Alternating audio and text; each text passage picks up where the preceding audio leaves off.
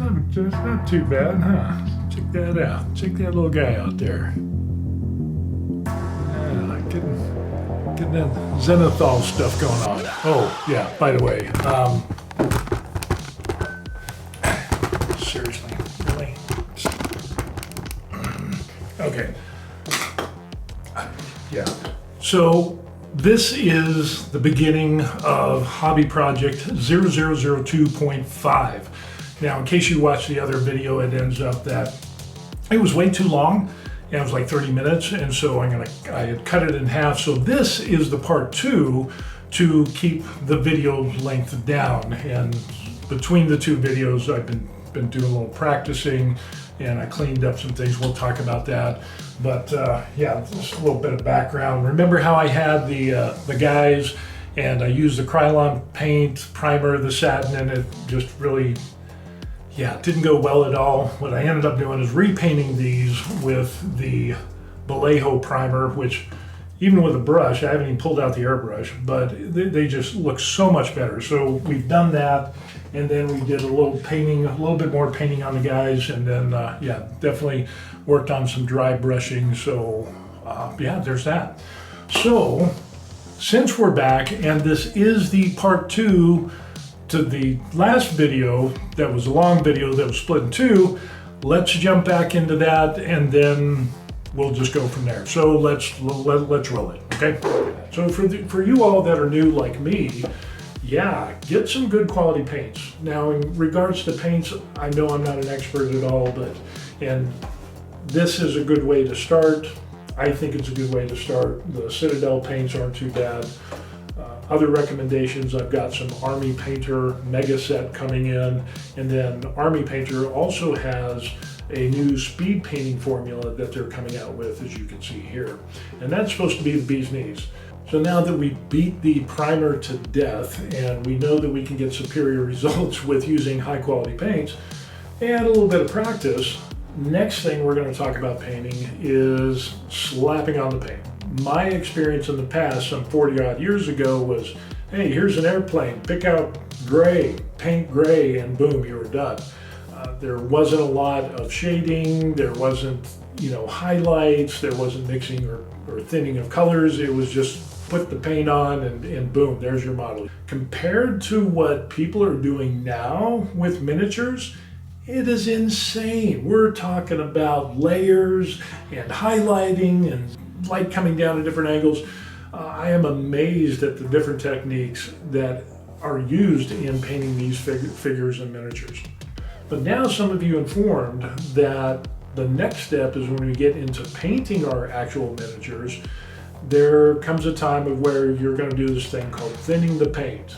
I didn't know you could thin acrylic paints, because back in the day, you opened the paint, you painted the model, and that was it. There was no thinning, there was no, at least in my experience, it was like, oh, you've got a brown thing, you paint it brown, and boom, you call it good. So let's try doing some paint and water and see what happens. So for example, on this guy, what we ended up doing here was taking him and we did some highlighting stuff. Of course, I used some of the silver-ish color to do that because I wasn't really impressed with the Corax white, especially on this Krylon, because of the shininess, and it ended up just, it just didn't look good at all.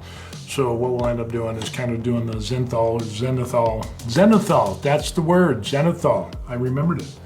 And what we'll do is we'll just do a little bit of highlighting practice on this with dry brushing, and all I ended up doing is picking up a cheap makeup blush brush and get this highlighting going to kind of give you an idea of what you've all showed me about. And what this will end up doing is dry brushing this and just coming from the top, and it's just going to hit the highlights. So just kind of like that. And so that way you've got some, and that's probably even a little bit much, but it's just designed to get the highlights onto the item itself. So now that we've done a little bit of the Zenithal, now we're going to get into the blue, and what we'll do is we'll dilute some of the blue with some water and put on some thin coats, and I think we're going to use this guy right here to do that. What I was doing before was basically just getting the paint and just kind of putting it on there, and then we just ended up slapping it on. And it ends up, it was really thick.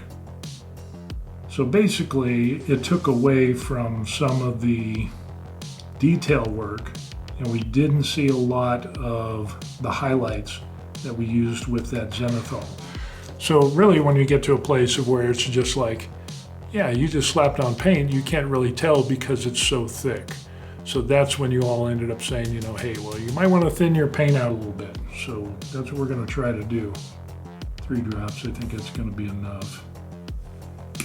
And then what we can end up doing is getting a little bit of water. And we'll start off with, for example, 1, 2, 3. Kind of mix that together. So let's try it on this guy here. Paint there. And we can see the difference automatically. Wow, look at that.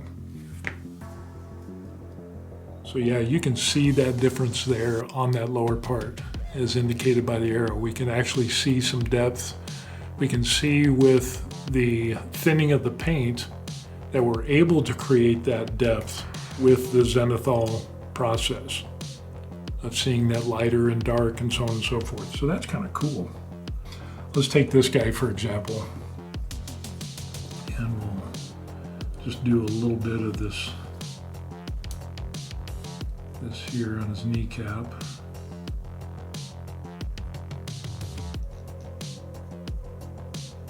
With the thinner layering.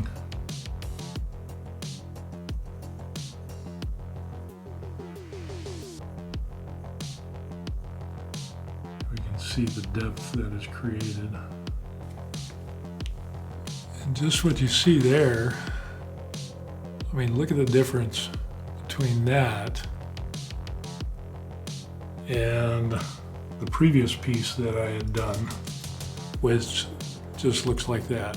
Let's see if we can do these side by side.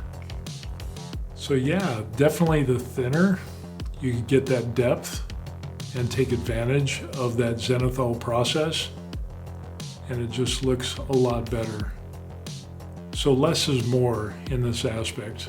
And again, from what you all have told me in some other videos that I've watched, is that through this process, you can put a little bit darker and on the darker areas and kind of blend that in so you get more depth of field with your figures as well. So yeah, that is awesome. I like that. That is definitely something we're gonna continue working on, is thinning the paints. So that's some awesome stuff, thank you. Very interesting results. Thinning the paints makes a huge difference because we can see here the before where just slapped on the blue, no thinning whatsoever. We see that it just kind of puts it on there like I did 40 years ago. We don't take advantage of the Zenithal process as we did with this when we thinned out the paint with a little bit of water. And this is the result that we got. We can see the depth of field. We can take advantage of that Zenithal process. That's a brand new big word to me. That's kind of cool. But yeah, there's huge differences in the before and after. So I'm definitely liking the after, the Zenithal process, the thinning of the paints, creating that depth of field. So thank you all for that. You can get a lot of better results than just slapping on paint and calling it done. So it's something that you should practice. I think a great way to practice would be able to prime the excess pieces and parts that you have from the kits that you bought, and then getting on to the priming and practice that. Practice with that Zenithal and dry brushing. It's got to be really dry, like really dry. And then going on to the paint and thinning your paints out and getting that depth of field with the Zenithal process. I mean, I've got so many extra pieces and parts here. That's practice just waiting for you. So I was kind of wondering, I almost considered throwing this stuff away, and I'm like, maybe I'll find some kind of use for it. This is great practice material when it comes to priming and painting and thinning and doing all that stuff. I mean, it's free practice right here. Well, it's not free because you paid 40, 50 bucks for a set, but you've got these extra parts, might as well take advantage of them. And there you have it. Video Hobby Project 0002 is pretty much done. And again, I want to thank the people that watched and the recommendations that you gave. I've taken them to heart, and I really appreciate that. Otherwise, I'd be doing the same thing over and over again and kind of frustrated because I see people doing such great, awesome work, and mine wouldn't. Now I know why. I know because there's things like proper figure prep. There's priming is very important. There's thinning out of your colors that can make vast differences in how your figures look. So again, I appreciate all that.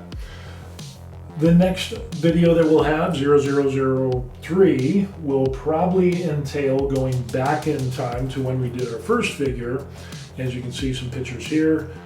Did some little bit more detail work, and I think we're going to do some earth shade on this to kind of do that because I've never done it before, and we'll see how this whole thing figures in and what that looks like. And then maybe we'll do some more on the thinning of the paints and the painting the next figure, and then kind of comparing these two, you know, what I ended up doing versus the tips and recommendations that you all have given me. I'm pretty sure it's going to be a lot better. Now, where are we going to go in videos after that? Well, I picked up an airbrush, so we're going to learn how to airbrush and we'll practice with that. I'm getting a 3D resin printer, and right now it looks like it's going to be the Saturn III Ultra 12K from Elegoo. And then I'll get a cure and wash station. Haven't kind of nailed down what I'm going to get for that. And do some more figures because these things are expensive. Primaris Aggressors, as you can see there. And these aggressors, it cost $44. But yeah, this can get a little bit expensive. So I figure with a 3D resin printer, I can print some stuff and it'll be a little bit cheaper after the initial outlay of all the equipment. So that's kind of where we're heading with the channel, and gonna call it good, so we're done. Your job, comment, like, subscribe, whatever, do it, and we'll see you on the next video. Peace. Be sure to like this video and subscribe to stay up to date with what's going on with us. The Buried Life is we're retired in Korea. We'll see you on the next video. Peace.